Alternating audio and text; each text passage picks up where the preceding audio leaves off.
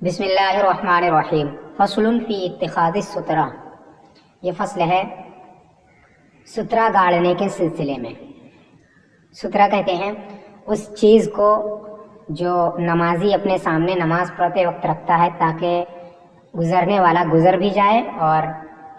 گناہ وغیرہ بھی نہ ہو، ٹھیک ہے۔ تو نمازی کے آگے سے گزرنے کے لیے جس چیز کو آڑ بنایا جاتا ہے اس کو سترہ کہتے ہیں۔ جیسے کوئی نمازی نماز پڑھ رہا ہے اور اپنے سامنے کسی لکڑی وغیرہ کو گاڑ دے یا پھر کوئی دوسری چیز رکھ لے تو اس کو سترہ کہیں گے۔ اذا ظن مرورہ یستحب لہ ان یغرز سترۃ، جب نمازی کو نمازی کے آگے سے گزرنے کا گمان ہو، جب نمازی کو نمازی کے آگے سے گزرنے کا گمان ہو تو اس کے لیے مستحب ہے کہ وہ سترہ گاڑ لے۔ یعنی جب نمازی کو ایسا لگے کہ یہاں سے میں یہاں نماز پڑھا رہا ہوں تو میرے آگے سے کوئی شخص گزر سکتا ہے تو اس کے لیے مستحب یہ ہے کہ اپنے سامنے سترہ گاڑ لے، کسی چیز کو آڑ بنا لے، ٹھیک ہے، آڑ کے طور پہ کوئی چیز رکھ لے۔ تکون طول ذراع فصاعدا فی غلظ الاصبع، جو ایک ہاتھ لمبا ہو، جس چیز کو سترہ بنائے وہ چیز ایک ہاتھ لمبی ہو، ایک بازو یعنی کوہنی کے برابر، کوہنی سے لے کر کے جو بیچ والی انگلی ہے اس کے سرے تک کو ذراع بولتے ہیں، ٹھیک ہے۔ تو ایک ہاتھ جو لمبی ہو یا اس سے زیادہ ہو اور موٹائی میں ایک انگلی کی موٹائی میں ہو، ٹھیک ہے، فی غلظ الاصبع، انگلی کی موٹائی میں ہو، یعنی ایک انگلی کے برابر موٹی ہو اور ایک ہاتھ لمبی ہو، ٹھیک ہے۔ جس چیز کو وہ اپنے سامنے سترہ کے طور پر رکھے گا اس چیز کے لیے ضروری ہے کہ ایک ہاتھ لمبی ہو وہ چیز اور ایک انگلی جتنی موٹی ہو۔ والسنۃ ان یقرب منہ، اور سنت یہ ہے کہ وہ اس سے قریب ہو، یعنی جو نمازی ہے وہ سترے سے قریب ہو، ٹھیک ہے۔ وَيَجْعَلُهَا عَلَى أَحَدِ حَاجِبَيْهِ، اور وہ سترے کو کرے اپنے دونوں بھاؤں میں سے کسی ایک پر، یعنی سترہ وہ گاڑے جس جگہ گاڑے گا تو وہ سترہ اس کے دونوں بھاؤں میں سے کسی ایک بھاؤں کے سامنے ہو، بالکل اس کے برابر میں نہ ہو، بالکل سامنے نہ ہو، یعنی دونوں آنکھوں کے بیچ میں نہ ہو بلکہ کسی ایک آنکھ کے سامنے ہو، دائیں یا بائیں، ٹھیک ہے، اور اپنے قریب میں ہی سترہ گاڑے۔ وَلَا يَسْمِدُ إِلَيْهَا صَمَدًا، اور وہ اس کا ارادہ نہ کرے، یعنی کہ وہ نماز پڑھ رہا ہو تو یہ نہ سوچے کہ اسی کے سامنے نماز پڑھ رہا ہے، ٹھیک ہے۔ سترہ کو ہی مطلب سترہ کو دونوں آنکھوں میں سے کسی ایک کی جانب اس لیے کہا گیا ہے تاکہ وہ اس کا ارادہ نہ کر لے، سترہ کا ارادہ نہ کر لے کہ میں اسی کے پیچھے نماز پڑھ رہا ہوں۔ وَإِن لَّمْ يَجِدْ مَا يَنْصِبُهُ فَلْيَخُطَّ خَطًّا طُولًا وَقَالُوا بِالْعَرْضِ مِثْلَ الْهِلَالِ، اور جب وہ نہ پائے، اور اگر وہ نہ پائے ایسی چیز کو جس کو وہ گاڑے تو چاہیے کہ وہ ایک لمبی خط کھینچ لے، اور کہا گیا ہے کہ چوڑائی میں، یعنی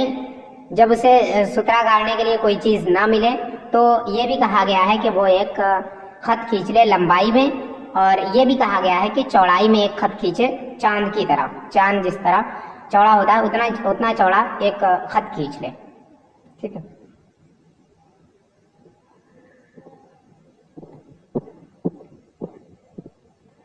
والمستحب ترک دفع المار ورخص دفعه بالاشارۃ، اور مستحب ہے گزرنے والے کو روکنا ترک کر دینا، گزرنے والے کے روکنے کو ترک کر دینا مستحب ہے، یعنی نماز پڑھ رہا ہے کوئی نمازی اور اس کے سامنے سے کوئی شخص گزرنے لگے تو نمازی کے لیے مستحب یہ ہے کہ اسے نہ روکے بلکہ اپنی نماز پڑھتا رہے وہ، ٹھیک ہے، نماز پڑھتے وقت اسے نہ روکے، اور اشارے سے اس کو روکنے کی اجازت دی گئی ہے، رخصت دی گئی ہے، ٹھیک ہے۔ اگر اشارے سے وہ اسے روک سکتا ہے تو اسے اشارے سے وہ روک دے. ٹھیک. او بالتسبیح ہے یا تسبیح سے بھی اگر وہ روک سکتا ہے تو اس سے بھی روک لے. وَكَرُهَ الْجَمْعُ بَيْنَهُمَا اور دونوں کو جمع کرنا مکروہ ہے، یعنی اشارہ بھی کرنا اور تسبیح بھی دونوں کے ذریعے سے گزرنے والے کو روکنا یہ مکروہ ہے. وَيَدْفَعُهُ بِرَفْعِ الصَّوْتِ بِالْقِرَاءَةِ اور وہ اس کو دور کر سکتا ہے، اسے روک سکتا ہے قرأت میں آواز کو بلند کر کے. یعنی نمازی نماز پڑھ رہا تھا، اب اس کے سامنے سے کوئی شخص گزرنے لگا تو وہ اپنی قرأت کو اور بلند کر دیں کہ اس سے آگے گزرنے والا جان لے کہ یہ نماز پڑھ رہا ہے اور اس سے آگے وہ نہ جائے. ٹھیک ہے، تو اس طریقے سے بھی وہ کر سکتا ہے. وَتَدْفَعُهُ بِالْإِشَارَةِ او التصفیق بظہر اصابع الیمنی علی صفحۃ کف الیسری. اور عورت یہ یہاں تک جو بیان تھا کہ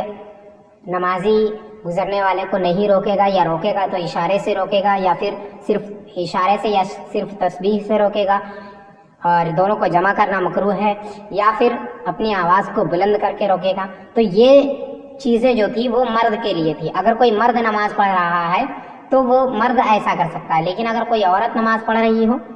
تو اس کے لیے دیکھیں. اور عورت اسے اشارے سے روک سکتی ہے. او التصفیق بظہر اصابع الیمنی علی صفحۃ کف الیسری، یا پھر داہنی انگلی کی پیٹھ کو داہنی انگلی کی پیٹھ سے، ٹھیک ہے، داہنی انگلی کی پیٹھ سے بائیں ہتھیلی کے کنارے پر مار کر کے تالی بجا کر کے روک سکتی ہیں. تصفیق کا معنی ہوتا ہے تالی بجانا. ٹھیک ہے، تو یہاں تالی کس طرح سے بجانا ہے کہ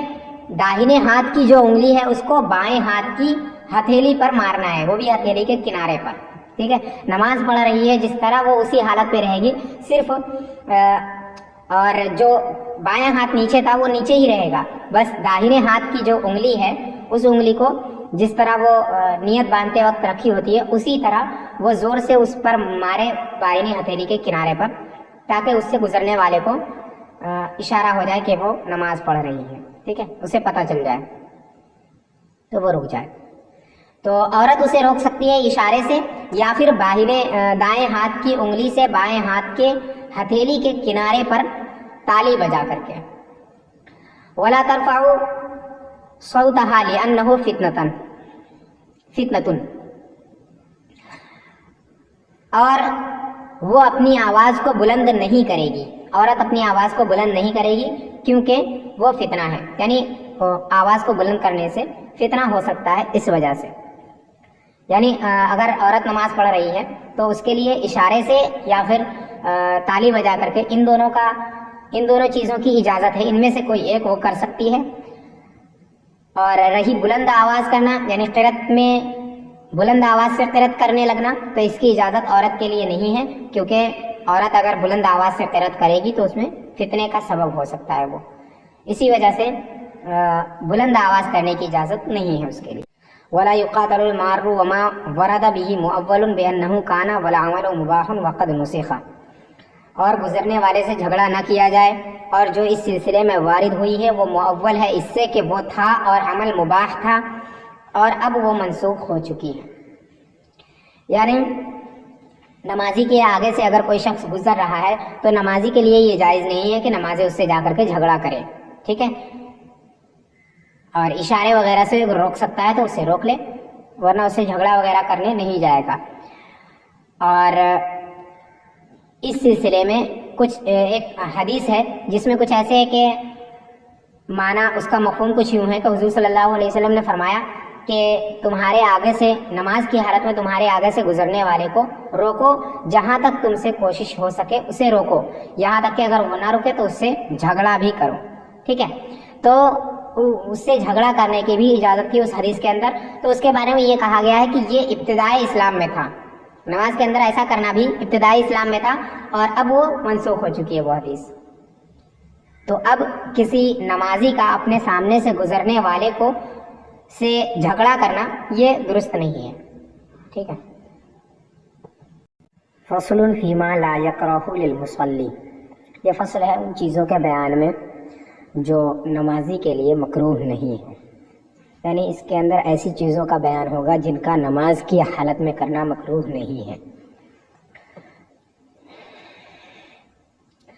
لا یکرہ لہ شد الوسط. الوسط کا معنی درمیانہ ہوتا ہے, ٹھیک ہے, کوئی بھی درمیانی چیز, اور یہاں درمیانی سے مراد نمازی کے درمیان کی چیز, اور وہ کمر ہے, ٹھیک ہے. تو اس سے الوسط سے مراد یہاں پر کمر ہے. نمازی کے لیے کمر کا باندھنا مکروہ نہیں ہے, یعنی نماز پڑھنے کی حالت میں کوئی کپڑا یا کوئی چیز اگر وہ کمر پر باندھ لے تو ایسا کرنا نماز کی حالت میں مکروہ نہیں ہے, ٹھیک ہے. ولا تقلد بسیف ونحوہ, اور نہ ہی تلوار یا اس کی طرح کوئی دوسری چیز لٹکانا,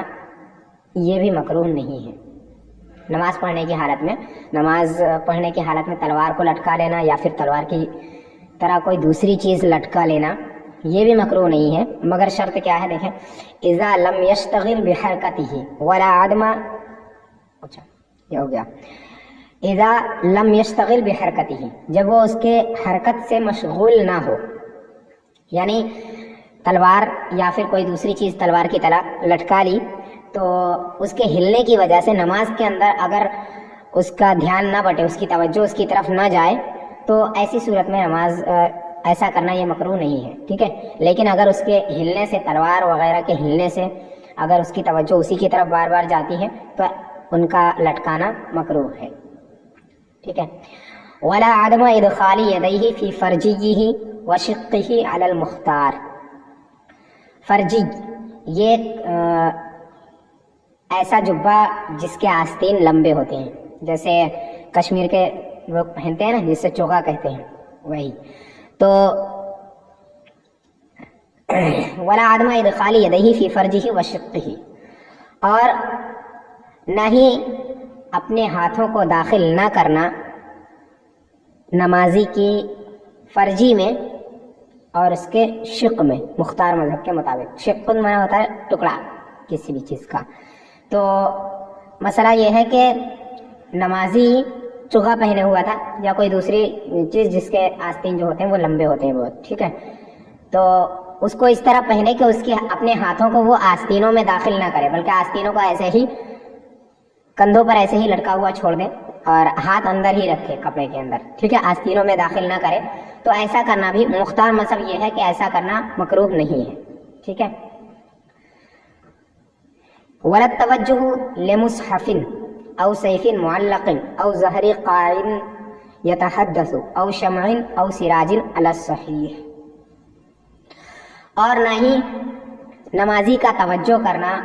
مصحف کی طرف. مصحف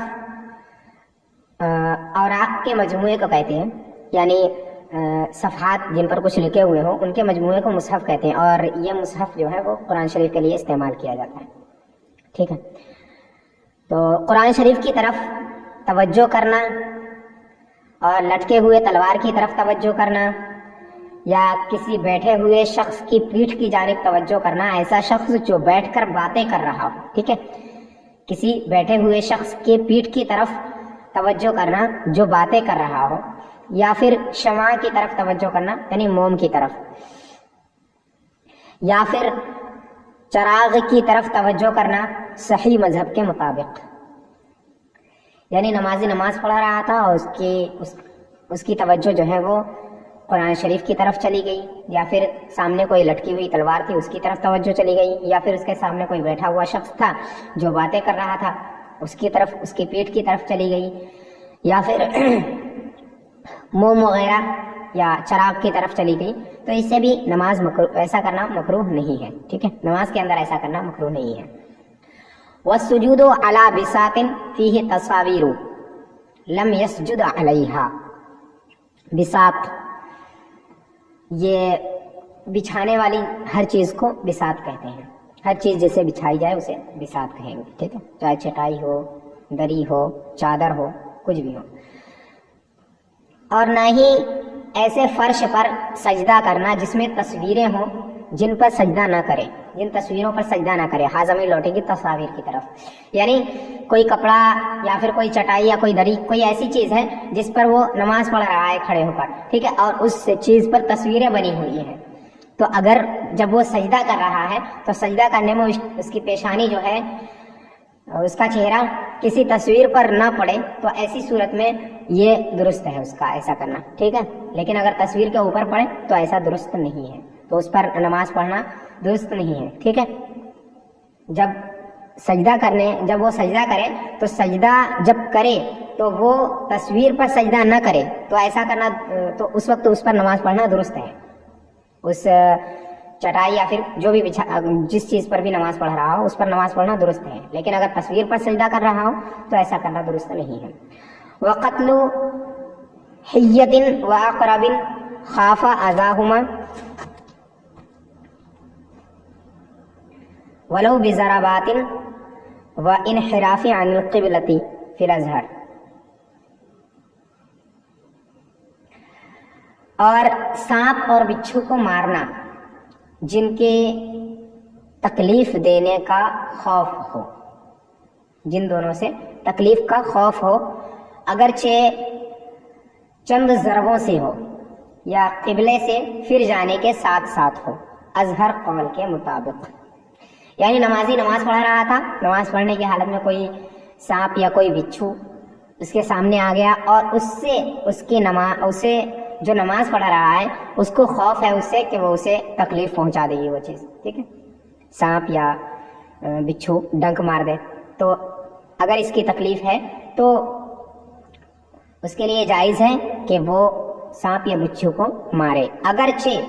مارنے میں اسے بار بار انہیں مطلب ضرب دینی پڑے، ٹھیک ہے، ایک مرتبہ میں اگرچہ نہ مرے، بار بار وہ مارے تب جا کر وہ مرے، پھر بھی ایسا کرنا درست ہے، اور اگرچہ قبلے کی طرف سے پھر جانا لازم ہے، ٹھیک ہے،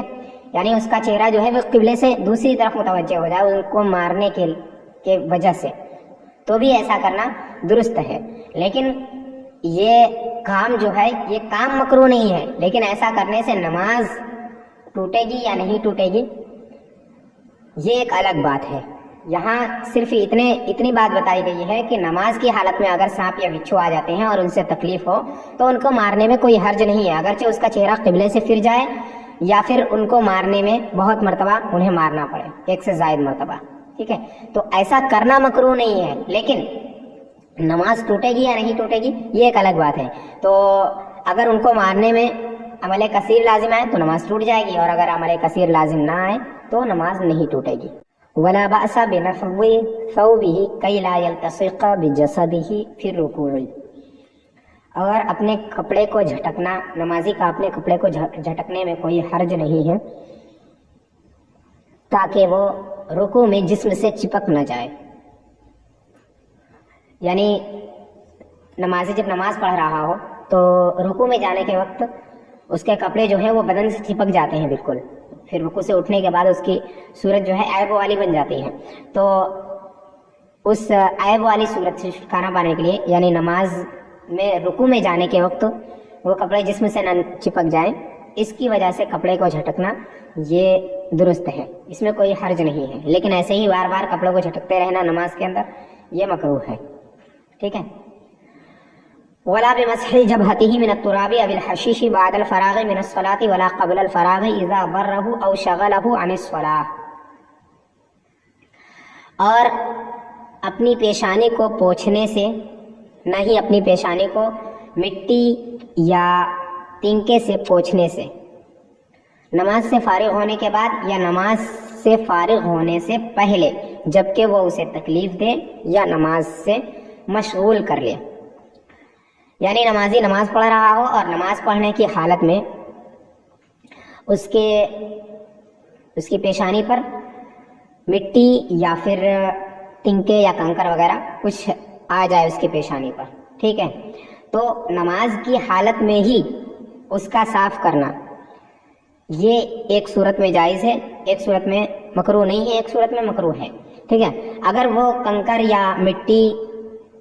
یا پھر تنکے جو نماز کی حالت میں اس کی پیشانی پر آ گئے ہیں وہ اگر اسے تکلیف دے رہے ہوں نمازی کو تو ایسی صورت میں اس کا ان کو صاف کر دینا یہ درست ہے، اس میں کوئی حرج نہیں ہے، ٹھیک ہے۔ لیکن اگر وہ اسے تکلیف نہیں دے رہے ہیں تو ایسا کرنا درست نہیں ہے نماز کے اندر، ٹھیک ہے، مکروہ ہے۔ اور یا پھر وہ اپنی طرف اسے مشغول کریں، یعنی اس کی توجہ بار بار انہی کی طرف جا رہی ہو، ٹھیک ہے، مٹی یا اس کی طرف، تو اسے اس کے لیے اس کو جھاڑ دینے میں کوئی حرج نہیں ہے، ٹھیک ہے، ان کو صاف کر دینے میں کوئی حرج نہیں ہے نماز کی حالت میں ہی۔ لیکن نماز سے فارغ ہونے کے بعد ان کو صاف کر سکتا ہے، چاہے وہ تکلیف دے رہے ہوں یا نہ دے رہے ہوں۔ اگر نماز کی حالت میں وہ تکلیف دے رہے ہیں تو بھی جھاڑ سکتا ہے، صاف کر سکتا ہے انہیں۔ اور اگر نماز کی حالت میں وہ اسے اپنی طرف مشغول کر رہے ہیں، ٹھیک ہے، نماز سے اس کی توجہ بٹ رہی ہے، تو ایسی صورت میں ان کا صاف کر دینا بھی یہ حرج نہیں ہے، اس میں کوئی جائز ہے، ٹھیک ہے، اور نماز کے بعد وہ جھاڑ سکتا ہے، اس میں کوئی حرج نہیں ہے۔ ولا بالنظر بموقع عینیہ من غیر تحویل الوجہ، اور نہ ہی اپنی آنکھوں کی کنکھیوں سے نظر کرنے میں بغیر قبلے سے متوجہ ہوئے، بغیر قبلے سے پھرے ہوئے، چہرے کو قبلے سے پھیرے بغیر، ٹھیک ہے، یعنی نمازی نماز پڑھ رہا تھا، اب نماز پڑھنے کی حالت میں اس کی آنکھوں کی کنکھیوں سے اس نے دائیں بائیں دیکھی اور چہرے کو قبلے سے متوجہ نہیں کی، قبلے سے نہیں پھیرا چہرے کو، تو ایسا کرنے میں حرج نہیں ہے، مگر بغیر کسی ضرورت کے ایسا کرنا یہ بھی مکروہ ہے، ٹھیک ہے۔ اگر بغیر کسی ضرورت کے بار بار اپنی کنکھیوں سے دائیں بائیں دیکھتا ہے تو ایسا کرنا مکروہ ہے، لیکن اگر کسی ضرورت کی وجہ سے وہ اپنی آنکھوں کی کنکھیوں سے ادھر ادھر دائیں بائیں دیکھتا ہے اور چہرے کو قبلے سے نہیں پھیرتا ہے تو ایسا کرنے میں کوئی حرج نہیں ہے۔ ولا باس بالصلاۃ علی الفرش والبسط واللبود والافضل الصلاۃ علی الارض او علی ما تنبتہ، اور فرش اور بسط دونوں کا ایک ہی معنی ہے، بچھانے والی چیز ہے، ٹھیک ہے، اور لبود کہتے ہیں اون کی بنی ہوئی چیزیں جنہیں بچھائے، اون کی بنی ہوئی چیزیں جسے بچھائے، جیسے گدے وغیرہ، ٹھیک ہے، تو یہ سب۔ اور نماز پڑھنا بچھانے والی چیزوں پر اور اون کی بنی ہوئی چیزوں پر نماز پڑھنے میں کوئی حرج نہیں ہے، اور افضل ہے نماز پڑھنا زمین پر یا ایسی چیز پر جس کو زمین اگاتی ہے، یعنی اگر کوئی شخص چٹائی، دری یا پھر چادر وغیرہ پر نماز پڑھ رہا ہے تو اس میں کوئی حرج نہیں ہے، یا پھر کوئی ایسی چیز گدے کی کوئی چیز ہو جس میں ناک اور پیشانی سجدے کی حالت میں جم جائے، ٹھیک ہے، تو اس پہ بھی نماز پڑھنے میں کوئی حرج نہیں ہے۔ لیکن افضل نماز پڑھنا افضل ہے زمین پر، یعنی بغیر کسی چیز کو بچھائے ہوئے زمین پر نماز پڑھنا افضل ہے، یا پھر ایسی چیز پر جس کو زمین اگاتی ہے جیسے گھاس وغیرہ، ٹھیک ہے، پاک ہو، جب پاک ہو تو ان پر بھی نماز پڑھنا افضل ہے، ٹھیک ہے، ان چیزوں کے مقابلے میں، چادر وغیرہ کے۔ ولا باس بتکرار السورۃ فی الرکعتین من النفل، اور نفل کی 2 رکعتوں میں سورت کو مکرر کرنا، اس میں بھی کوئی حرج نہیں ہے۔ نفل کی 2 رکعتوں میں سورج کو مکرر کرنے میں کوئی حرج نہیں ہے۔ مکرر کرنا یعنی بار بار پڑھنا، یعنی نفل نماز پڑھ رہا ہو، ان میں سے پہلی رکعت میں بھی اسی سورت کو پڑھے اور دوسری رکعت میں بھی اسی سورت کو پڑھے تو اس میں کوئی حرج نہیں ہے۔ ہاں، فرض نماز اگر ہے تو اس میں مکروہ ہے ایسا کرنا۔